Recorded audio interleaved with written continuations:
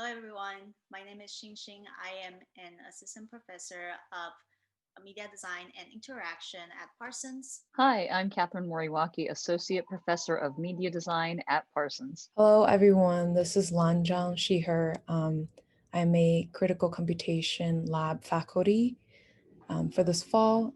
I'm also a creative developer, designer based in Brooklyn, New York. So, a little bit about me, I really enjoy making language based and performative kind of tools or experiences on the web.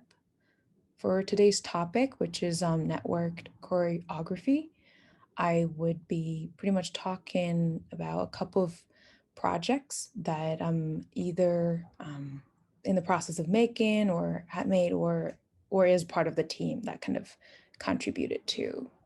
So let's get started. So what you're seeing right here is a simple net art diagram. You can see two computer terminals that are connected with a line, and there's a red lightning bolt in the middle that's also labeled "the art happens here." So this diagram is created by the artist duo MTAA. I'm going to use this quote from Rhizome in their like net art anthology, which I think is like a really good summary of what this diagram really is about. Through an extreme economy of form, the now iconic image conveys complex concepts about net art. First, that it happens and therefore can be thought of as an action or performance. And second, that it is defined by in-betweenness. What this diagram really resonate with me would be first, I consider kind of web as my creative medium. I really enjoy making tools using the internet. And there's something really interesting to me about repurposing technologies. Kind of critically think about what these tools are originally purposed for and kind of reimagine ways that we can interact with them. And I think, personally speaking, there's something really fascinating about the in-betweenness that this diagram is kind of portraying. I think there's a lot of ambiguity when it comes to in-betweenness, and I like the idea of embracing kind of an open-end possibility just by using the interesting tool in a very interesting way. So what you're seeing right here is a project, which is my thesis project at MFA DT program called Hack Comedy. Hack Comedy is a computational comedy net art interface, as well as it kind of got extended into a performance piece as well. So this interface aims to interrogate our perception of humor through live procedural generation that reflects the condensed themes and identities in the American comedy landscapes. On kind of the left column here, you can see like all these tabs and different selection, and there's also text input. Pretty much with text input such as words and phrases, these virtual comedian modules on the right side will complete writing your sentences using word references from the transcript compilation that I scraped from the internet. And in its extended form, which is a performance, these generated output will be delivered by actual human actors. So my native language is in English, and I feel like for all these years that I've been in the United States, I've always struggled to kind of feel like I'm culturally competent. So this year-long process of researching, trying to figure out ways to kind of hacking into the comedy's like landscape was kind of my attempt to kind of investigate, analyze, as well as to see if I can become funny in any way at all. However, the process definitely did not make me a stand-up comedian in any way, but I think the act itself and this year-long process of tediously trying different tools to produce comedy materials kind of speaks to a comic absurdity, like in its own way. So ideally, this piece was supposed to be kind of in an installation form, but due to the pandemic, everything turned virtual. So this just ended up like living as a web application piece that people could interact with. Yeah, so there was definitely this breaking point in the process of my research, a year-long research, because as someone who didn't really grow up in this country, again, I've oftentimes come to these situations where I constantly need to kind of jump out of it and kind of look back and analyze whatever's going on and kind of make the conclusion that, okay, I just didn't get that, or I wasn't part of that. And when I was doing a lot of humor theory research, I came across Peter McGraw's book called The Humor Code. This paragraph that you're seeing right here really kind of spoke to me in a very personal way, as well as it really speaks to what I was doing with this project. Um, as you're seeing here, the kind of the bolded text, double consciousness and the two-ness is a lot like the situation when I was describing, where people need to, who are in the society, who are often have these different cultural backgrounds, constantly need to be put in these situations that are usual times conflicting, or just bring their different type of awareness out of themselves. And apparently such double consciousness and two-ness also equip anyone with the kind of a good comedy materials, because that's what comedians do as well. They constantly need to analyze a situation with a different perspective and kind of find the funny materials out of it. So what's very interesting about the kind of the title that I picked for my project, in this case is hack comedy, was also very funny coincident. So in the kind of the computer realm, we understand by default hack means an action of, attempting unauthorized access to a computer or a network. But interestingly, also in the comedy realm, hack is usually a word used when someone is borrowing materials from a different comedians, or just use something that are unoriginal. So both way, it really kind of resonate with kind of what I was doing with my project. I was definitely creating these virtual comedian modules, but using the original materials to kind of generate new content. Kind of in a way, it's like copying from the original authors, but um, through this very interesting unauthorized access using code and programming. Here's a video of the actual interface of hackcomedy.net. So on the left side, you will get to select a couple of different comedian identities, and then you kind of select the different modes that you interact with these comedians. So the default mode is just writing mode, where the purple text that you can see is the input that any audience or user could type in into the text box. Once you hit return, these module will finish writing complete sentences using the original words and references from the transcripts. And there's also group improv mode, which is a little bit more choreographed, where you have the identical input from the input box. Then all of these modules at the same time will generate and complete your sentences with words and phrases from their transcript. What's really interesting about this mode is this is a time where you can really put them side by side and kind of look at the very different materials and look at very different words that people use in their kind of original context that responds to some of these like random input. And the third mode is called ranting mode, where you don't give any input, you just give kind of this a wild ride to the different modules and just give them a word limit, and they will just continue in generating words that are sometimes more surprising because it's a little unexpected. So yeah, that is the couple of pretty much like the basic mode that you could do on these interface. And there's like a little checkbox that will show all where the sources are from, what year these transcripts are from and how I scrape them pretty much. Some of them get pretty weird. So as I mentioned, this interface like eventually got extended to this performative piece because, you know, comedy itself is supposed to be a performative act. And to me, it was totally out of my comfort zone to kind of even push it into that direction. But I was lucky enough to get invited to Culture Hub's Refest, which happened right before the lockdown.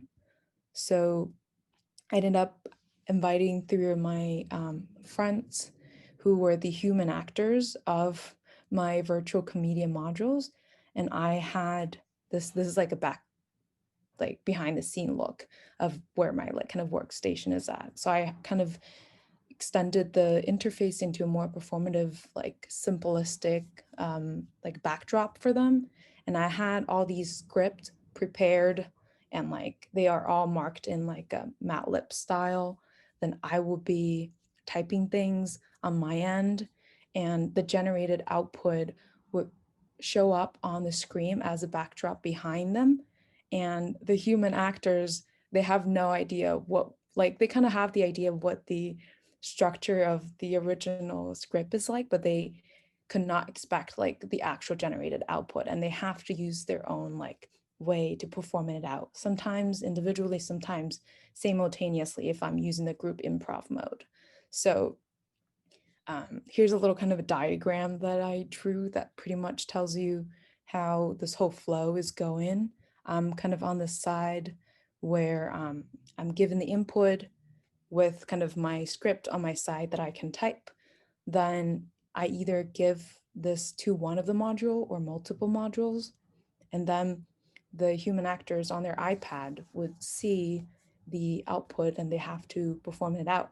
And based on the timing and kind of the length of their acting, then I would adjust who I kind of give the next line to. So there's a lot of like improving for both the person behind the scene, in that case is me, as well as for the human actors, because the human actors literally need to like act. And so this creates a very interesting feedback loop that I think that could just go like on and on and on. And here's a little video clip. I'm gonna fast forward because it has like 12 minutes, but pretty much they all stood up and people start speaking. In LA, I was so excited. And darkness was upon the trail the next day, and try to prove they are just as big as a glutinous slob as the rest of us.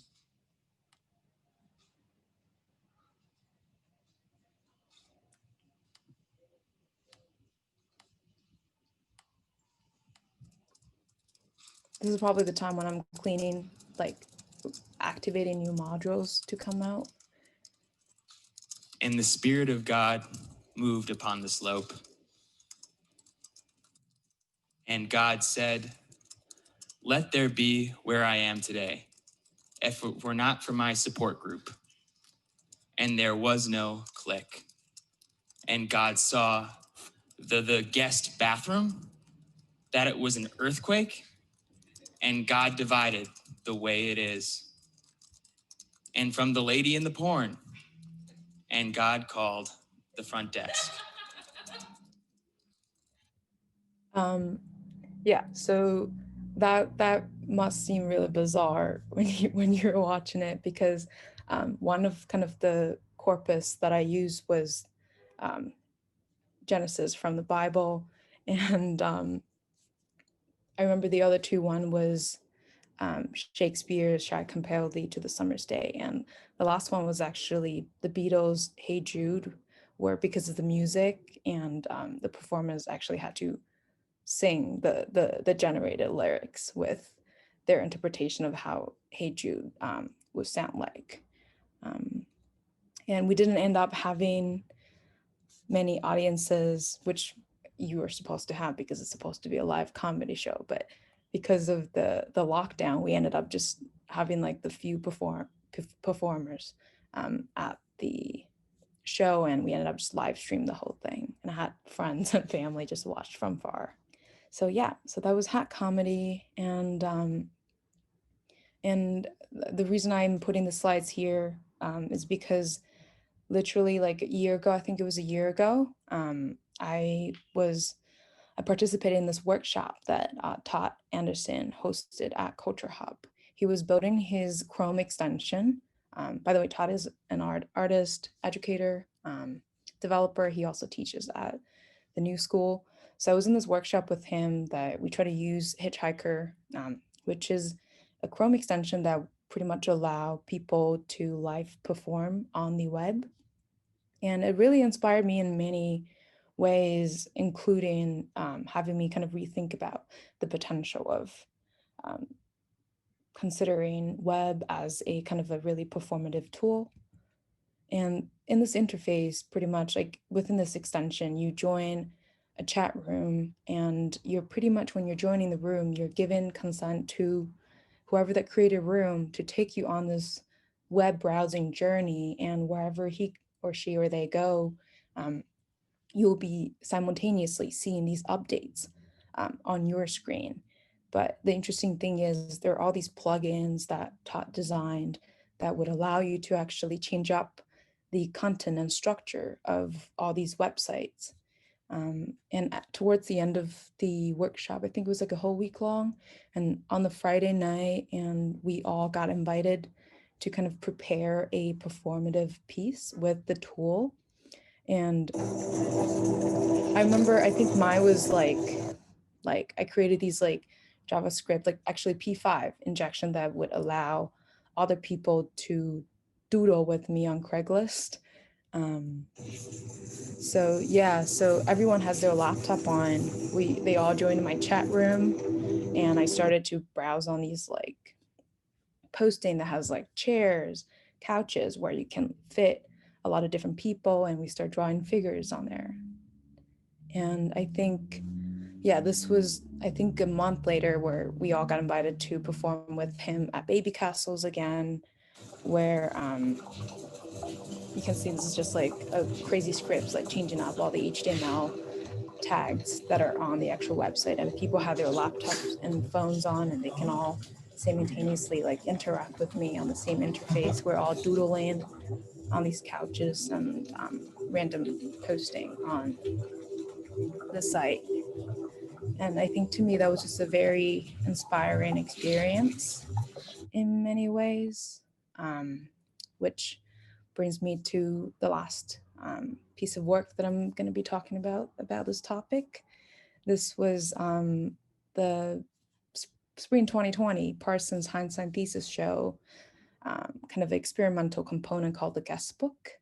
So guest book is a procedurally generated story that speaks to a distant togetherness, as well as it's supposed to be a creative solution to like kind of our interpretation of what should we do? How do we virtually participate in this event during this very intensely digital time? This was a collaboration with Anna Garbier and Zhao Chen, who are also DT alum. And before we kind of started like working on this project, I remember I was very also, before we started working on this project, I remember I was also very inspired by this piece called Sister Aunts. Sister Aunts is a physical installation as well as it has this like web extension. It's this store that's located in Forest Hills in New York, and the door is locked and it's dark, and visitor would like walk around and look inside, peek inside, and looking at all these different forms of roses and flowers that are just being locked in a freezer. And if you go onto the actual website, there's this rose gallery that would generate these very unique, like pixelated rose for every single visitor that comes in. What I really thought that was very interesting about this project was it was a process of kind of exploring new ways to a community-based or collective like process of mourning, emotion, and like a way of trying to sublimate trauma and grief, like on a community level. And I think this procedural way of collecting people's presence and eventually becoming something bigger was kind of something that we really resonate with when we were creating the guest book. So the guest book, the hindsight guest book, ended up to be this component piece that's sitting at the bottom of the hindsight thesis show site.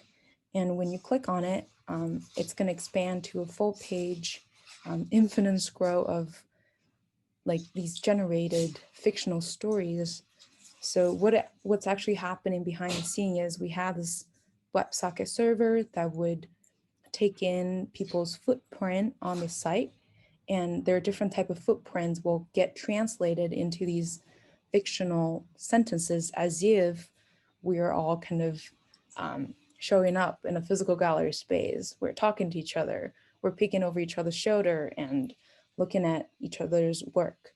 And everyone's project is also hyperlinked in here, so you can kind of scroll up and see other people's kind of a fictional story, but also being able to click into the actual person's project. And this ends up to be like generating so much faster than we expected that we had to like expand our data like storage a couple times, because we're getting more and more content really, really quickly within the 3 days.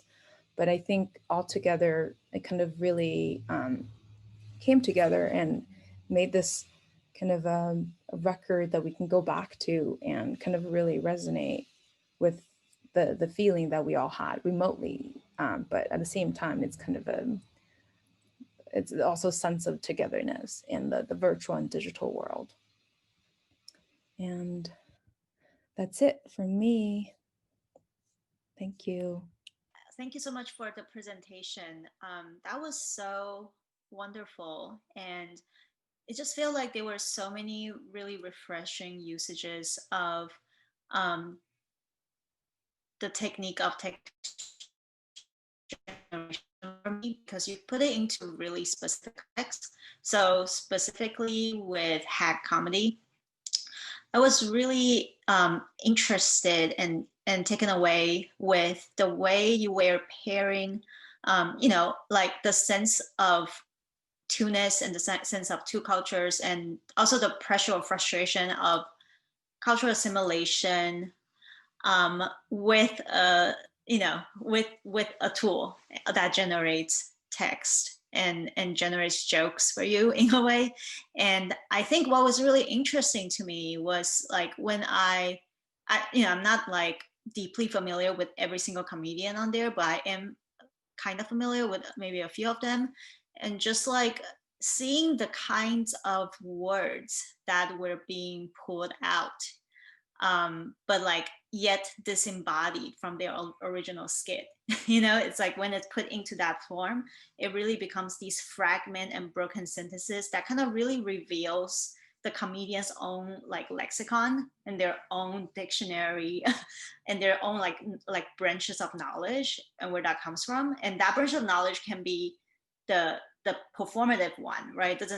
It can be just one side of them. But I thought it was really interesting because I was looking at Ali Wong's generation. I was like, oh yeah, that a lot of the words that were picked out from the generator, we're like really provocative, like this kind of shock comedy words. And I was referring back to thinking about what it means as a person of color in the States, having to perform a certain kind of persona or having to put up a certain kind of charisma to navigate like in this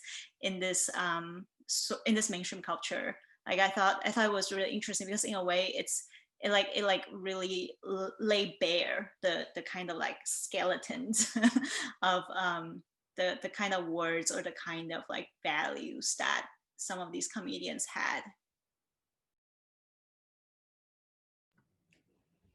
Yeah. The funny story is I originally was exploring different methods to kind of generate new materials. I was trying out like the very new, like the machine learning models that can outputs these like just magically look very coherent, like paragraphs and sentences. But these module usually like takes in very large amount of like data. So at the beginning I kind of just had all of these, I had all these like a whole table, like a CSV table of like hundreds and hundreds of transcripts. I just like fed them all into the model, and I mean it ended up like just like generating things that are entertaining to read. But I think what was really lacking for me was the sense of like, okay, so who's this from, like who could this like part that's talking about pregnancy and like, you know, like women's burden in the society, like who I can't really identify like who these are from. So it ended up like picking a very alternative approach that are definitely a bit more just procedural and mechanic. And but that way it really allowed me to kind of create these individualized persona, because I think what's really interesting about these things is that like what you mentioned, Shane, about the um, when you kind of put them out of its original context, some of these really condensed like themes and identities, and or they're like lexicons like kind of really surface, and this is the time when almost like when you put them side to side, it really makes sense why certain people who have all these different cultural experiences are most um, kind of forced into these positions that they have to talk about those. But when it's all kind of modeled together, it's really, really hard to tell. And I mean, like I was technically producing like comic like words, but like I think the identities and the culture expectation part of that were something that I think like interested me more. And I thought that kind of like going like going forward, fast forward, like thinking about the guest book. So yeah, I thought what was really interesting is that like there's always like a very clear sense of implied space beyond the text. So for example, like for the guest book, you can clearly trace the footprint of every single guest, what they click on, what they see. And in the context of a thesis show online, it's like it really generates, you know, a sense of, you know, like an imaginary physical space, as if, you know, I would possibly walk up to someone at a gallery and look at what they're looking at, you know, and there's just like it's that sense of presence in the space is so strong.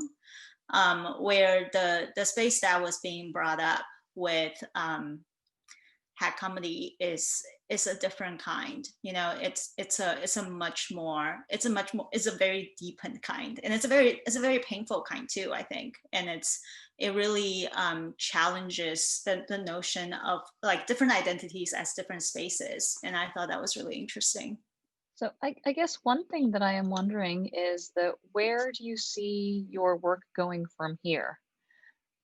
You know, in light of current circumstances, do you still have an interest in further examining comedy? Or are you thinking about how this project then moves into, you know, other spaces of activity and cultural production that you might want to investigate? I think my instinct would towards more like the latter, like kind of using what I've learned from this process of um, building towards comedy to kind of continue like investigating and producing kind of work that kind of speaks to that kind of the cultural um, realm of it. And I think I think somehow my practice right now kind of fits so well with this week's like topic.